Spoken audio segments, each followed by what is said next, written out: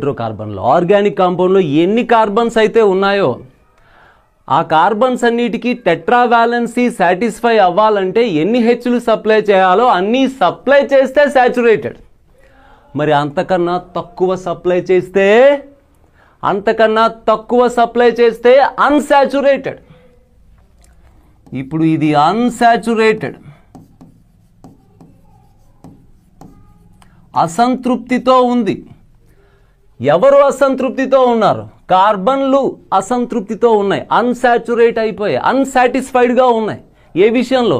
వాళ్ళిద్దరికీ సరిపడా హైడ్రోజన్స్ లేవు. వాళ్ళిద్దరికీ టెట్రా వాలెన్సీ పూర్తి కావాలంటే ఎన్ని హెచ్లు సప్లై చేయాలో అన్ని హెచ్లు లేవు. అలా అని సూసైడ్ చేసుకుని చచ్చిపోతాయా? ఎలాగోలా బతకాలి కదా. సో బతకడానికి మరో బాండ్, ఆ బాండ్ పేరే పై బాండ్. సో మీరు అనుకుంటారు సార్ డబుల్ బాండ్ ఉంటే అన్సాచురేటెడ్ అని. అన్సాచురేటెడ్ కాబట్టే double bond. Of course double bond చూస్తే అన్సాచురేషన్ ఉన్నట్టే, కాదనట్లా. కానీ ఏది ముందు అన్సాచురేట్ అయ్యింది కాబట్టి ఎగ్జిస్ట్ అవ్వడానికి డబుల్ బాండ్. అర్థమవుతుందా మీకు? ఎస్. సో వీళ్ళను మనం ఆల్కీన్స్ అనొచ్చు.